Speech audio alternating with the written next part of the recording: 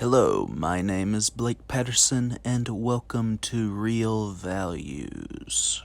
On this week's episode, I discuss Jesse Eisenberg's A Real Pain. In some reviews of A Real Pain, critics have referenced Woody Allen's films as an inspiration for the movie because Eisenberg directed the movie and acted as a neurotic individual. The comparison is superficial since A Real Pain is more in the vein of an Alexander Payne film, specifically his 2004 masterpiece, Sideways. While A Real Pain is not on the same level, imagine a variation on Sideways if the story was built around Jack Cole instead of Miles Raymond. In A Real Pain, Eisenberg begins and concludes his second movie with a close-up shot of Kieran Culkin's Benji Kaplan with the title card beside his face.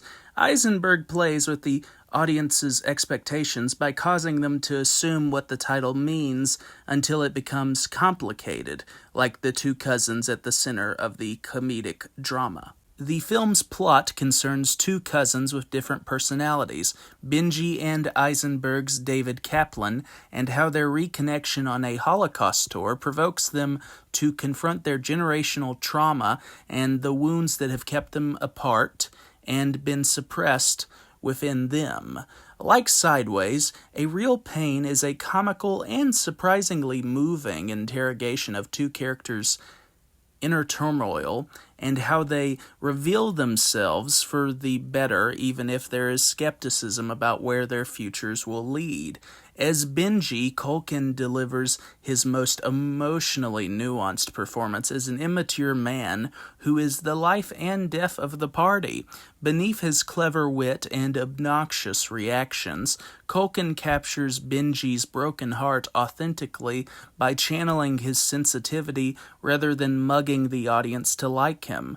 Often on the sidelines due to typecasting in the past, Eisenberg applies a different, subtler shade to his neuroticism by reacting at a lower but natural key to Benji's behavior. The other actors, particularly Will Sharp as the tour guide James and Jennifer Grey as the divorced mother Marcia, are credible and entertaining in their roles. However, Culkin and Eisenberg give the narrative dramatic weight by carefully considering the angst between them. As with every upcoming movie by a director who is an actor, there is justified skepticism before viewing the film since most actors fail to transition as directors due to hubris and/or incompetence. Even though it is too early to determine Eisenberg's future as a director, A Real Pain is an artfully made film in how he frames his ensemble or objects and makes thoughtful decisions in his approach towards significant places such as a concentration camp during the tour. While the second inclusion of the title at the conclusion is a little on the nose, Eisenberg's filmmaking is graceful and refreshing through its classicist investment in the characters and their journeys. The settings allow Eisenberg and his crew to create elegant, emotionally charged images of the characters' bliss and sadness and how they bleed together. In his screenplay, there is one moment when Marcia tells Benji to send a picture of his grandmother's old residence, which is ironic since it recalls an earlier sequence when David takes pictures of the group in front of a monument through multiple phones. The scene provokes the viewer to wonder why they would not send an image to each other instead.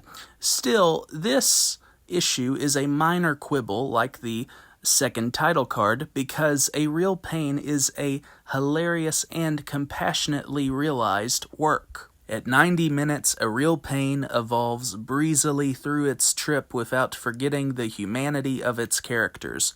Viewers learn about Benji and David along the way and might wish to spend more time with them since they are entertaining company despite their issues. No matter what they apply from their trip in the future, audiences recognize and feel the deeply rooted empathy between Benji and David because a real pain is a blistering trip on the road to the heart. Thank you for watching this video. Have a great night.